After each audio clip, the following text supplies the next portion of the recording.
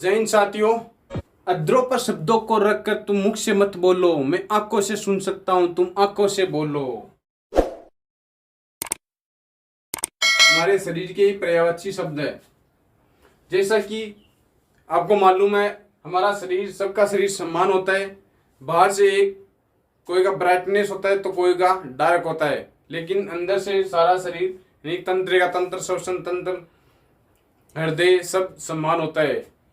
और इसी को उदाहरण देते हुए और शरीर की इसी समानता को देखते हुए तुलसीदास बन गए। तुलसीदास का बचपन का नाम था राम बोला। जब उनका विवाह हो गया तो उनकी पत्नी का नाम था रत्नावली नाम था उनकी पत्नी का। वो अपनी पत्नी से इतना प्रेम करते थे, इतने स्नेह रखते थे कि वो उन्हें अपनी मान मर्यादा का भी ध्यान नहीं रहा। जब उनसे विवाह हुआ और कुछ दिनों बाद जब वो अपने मायके चली गई थी, उनकी पत्नी रत्नावली, जब राम बोला की पत्नी मायके चली गई, तब 2-4 दिन बाद वो इतने बेचैन हो गए थे उनसे मिलने के लिए। वो भी अपने ससुराल चल दिए और चलते चलते रास्ते में इतनी बरसात आई और नदी उफान पर हो गई कि रास्ते में एक नदी पड़ी।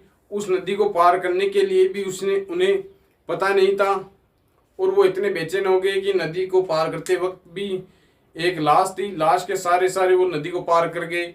फिर रात को देर में पहुंचे तो पता चला कि उनके घर वाले सब सो चुके थे और दरवाजा भी बंद था, लेकिन वो इतने बेचैन थे मिलने के लिए कि किसी न किसी तरीके से वो रत्नावली से मिलना चाहते थे। लेकिन जब उन्हें कोई उपाय नहीं सूझा तो फिर वो घर के पीछे जाकर देखा तो उन्हें एक खिड़की की तरफ एक रस्सी लटकती हुई दिखाई दी। वो रस्सी नहीं बल्कि वो हकीकत में एक सांप था जो लटक रहा था। जब वो उस सांप के सारे रस्सी समझकर वो पकड़कर ऊपर चढ़ने लगे उस रस्सी के सारे, तो फिर वो इसी शरीर के समानता का उदाहरण देती है। जब तुलसीदास जी की पत्नी रत्नावली ने उन्हें उदाहरण देकर समझाया तो वो राम बोला से तुलसीदास बन गए।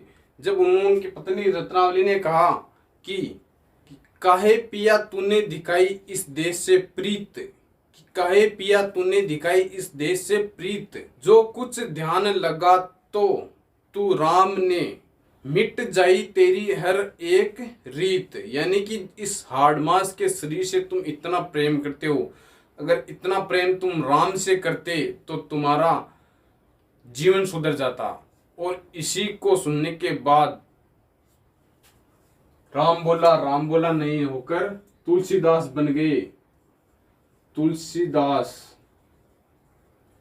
और उसी दिन से निकल पड़े घर से और राम कथा में मगन हो गए। और आज वर्तमान में जहाँ कहीं भी राम कथा सुनाई जाती है तो राम कथा के साथ तुलसीदास जी का नाम भी उतने ही सम्मान से लिया जाता है जितना श्री राम का नाम लिया जाता है। तिरछी नजर से घात अच्छी नहीं होती, हम प्राय मर्दों की जात अच्छी नहीं होती। अब देखते हैं हम होठ अधर अधरों पर शब्दों को रखकर तुम मुख से मत बोलो, मैं आंखों से सुन सकता हूं, तुम आंखों से बोलो।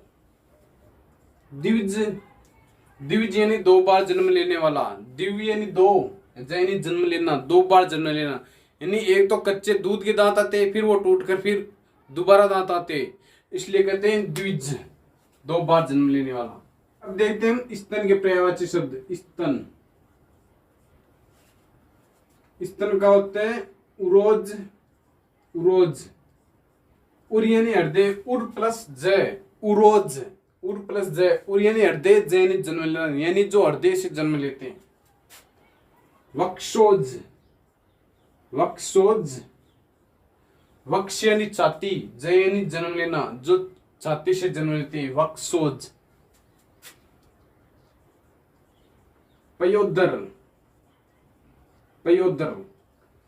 पय प्लस दर, पय यानी मृत, दर यानी धारण करना, जो मृत को धारण करते हैं, पयोदर। कुछ और थन, यह स्तन के पर्यायवाची, उरोज, वक्षोज, पयोदर, कुछ, थन। शायर कहकर हमें बदनाम ना करना दोस्तों, मैं तो रोज दिल के दर्द को शब्दों में बुनकर सजाता हूं। पिला दो खोल के आज सारे महखाने की बोतलें, अगर यार का गम भूल गए तो तुम्हारा महखाना खरीद लेंगे। मिलते हैं नेक्स्ट अपडेट के साथ, तब तक के लिए जय हिंद।